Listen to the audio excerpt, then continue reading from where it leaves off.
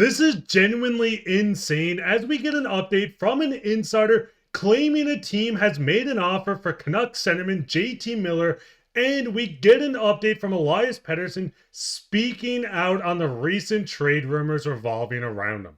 We're going to break all this down and more later on this episode. Before we start, I just want to give a huge shout out to everyone watching this video. If you're part of the 90% that's not subscribed yet, make sure to go down and hit that subscribe button. We'll keep you up to date on everything to do with the team. But with that, let's just hop straight into this, Griffin, because it is a fury of quotes from these players. But we did get a quote from Josh Yeo saying earlier this season, the Rangers offered struggling center Mika Zibanejad to Vancouver in return for Miller. The Canucks turned down the offer. Now, the first thing I want to say is thank God they closed down this offer, just shut down this offer for Mika Zibanejad, going into him quickly. He has been a productive centerman in this league, but the biggest thing is just his recent downfall with this team. He seems checked out of the Rangers. He is a good two-way player, but as of this season, he has just been kind of baggage, which we know Rick Tocchet does not enjoy. Looking at his contract, he's 31 years old. He's 37 at the end of the deal. He's getting paid $8.5 million. First off, are you happy the Canucks shut down this trade? Absolutely. If this was 3 years ago, maybe I'd say go for it. But Zibanejad, he's past his prime. He's checked out of New York. And with all the stuff that's happening with JT Miller right now, people are looking at him as a locker room cancer in a way, where with other teams that he's been to, they've heard similar things. So why would they want to swap one for another, where we've seen with the Rangers this year? They've had so much drama as far as guys who just don't want to play there. We saw them move their own captain as a result of that. So with Mika Zibanejad, he's 31. We've seen the Canucks do well with players who are past the age curve of 29. But this one, he's definitely on the downslope of his career. You see there with the numbers. They speak for themselves. Numbers don't lie. And this season has been embarrassingly bad for Zibanejad. And yes, like I said, if this was something that Canucks were thinking maybe 3 years ago, cool, I'd be all for it because he was still really good back then. Now, it's kind of hit a bit of a skid. He's checked out of the Rangers. So if you're getting a guy who is on the downfall of his career, is a very detrimental thing to team morale. Not that what's going on now is any better, but with that situation, you don't want to swap one situation for another similar situation when you want to try and improve that situation. The Canucks would be just going back to where they were, and that's not what they want to do. So I'm very happy they did turn down this trade. Hopefully we can go and just get somebody better. If Miller is being moved, I still think they should keep Miller, try and see if they can work this out. And I think hopefully after the game last night, I know Petey wasn't playing, but Miller did have a really good bounce back game. So hopefully he can continue that even when Petey comes back. And I think the first game that Petey is back, that's when we're really going to see what this is like. And the biggest thing is yes, we've seen the Canucks and a lot of insiders say that if one of these players are going out, they need a centerman in return. I mean, looking at the lineup alone, you cannot run a lineup into the playoffs. And as I've said before, no disrespect to Pius Suter, Teddy Bluger, or Max Sasson, but these guys are not a number 2 center on a Stanley Cup winning team. So if they do go out to move on from a guy like J.T Miller, 29 points in 29 games, we've seen him score 2 goals for the Canucks in their loss to the Montreal Canadiens yesterday. If they're going to trade this guy for another center, I don't think you go out to pick up a center that's aging the same age as Miller, but you also have this guy locked up till 37. He's already started to slow down. Yes, Mika Zibanejad could pick things up, go on an absolute tear once he's traded.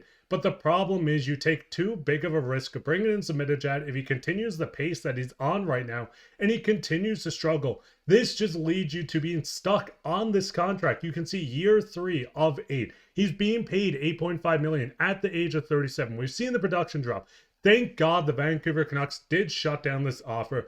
Thank God they haven't traded Miller yet, especially with how bad some of these offers coming the other way seems to be. But as of right now, Miller is selling this team, and I do like the fact, like you said, they still have him when Petey gets back in this lineup. If things continue to struggle, if they're not in the playoff hunt, sure, look at a trade. But you need to at least push the outside noise out from the Canucks perspective, and hopefully things change. But we'll hop straight into the second topic today, which is quotes from Elias Pettersson after he did an interview just speaking on the recent trade rumors.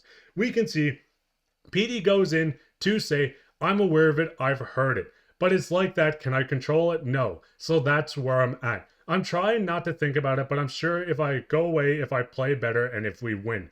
Does he want to remain with the Canucks? Yeah, of course. That's why I signed here, of course. Now, looking at this quote, looking at the rumors flying around, looking at people saying Pettersson is not happy with this team, do you get a bit of a sigh of relief with him just coming out saying, yes, I hear the noise, but I signed here for a reason?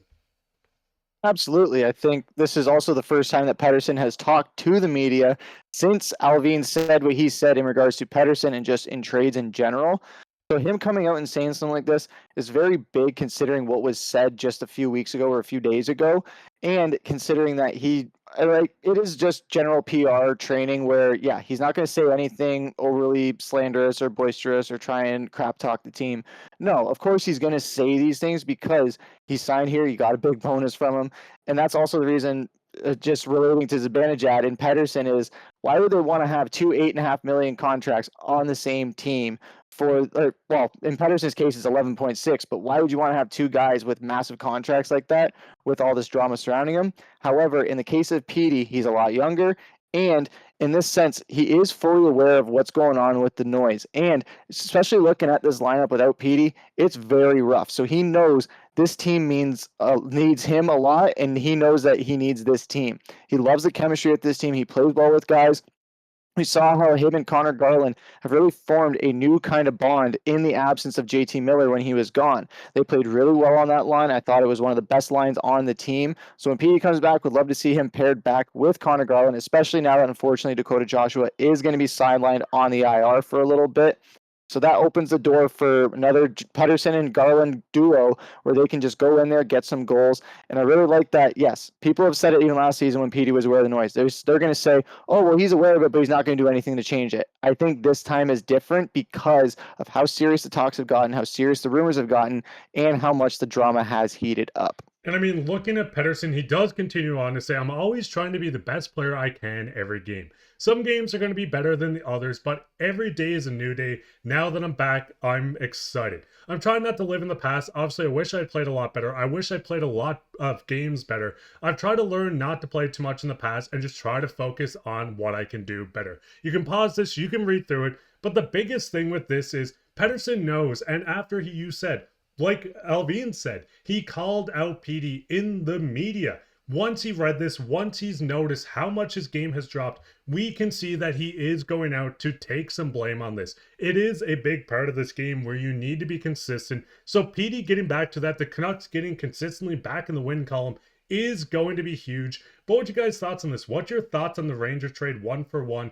If the Canucks accepted it, would have you been happy or would you have been pissed off as well? What would be an ideal trade for one of these guys, or would you rather both guys stay on the team and just kind of push through it? Let us know down in the comments. But speaking on comments, we're going to get right back into comments today, which we haven't touched on in a while. And this goes to Mike Gooden. He says, hey, you guys don't do comment in the day anymore? Question mark. Good brief, Griffin. So we're going to go straight back to, so shout out to you, Mike, for leaving this comment and getting comment of the day back. You guys seem to miss it, so we're going to bring it back. What's your guys' thoughts and everything? If you want to go down and leave a comment, you could be featured on the next episode of Canucks Digest as comment today. While you're down there, leave a like, subscribe, share this with your friends. We'll be back tomorrow with another episode, so keep your eyes out for that. But I've been your host, Mark, with my co-host Griffin, and take care.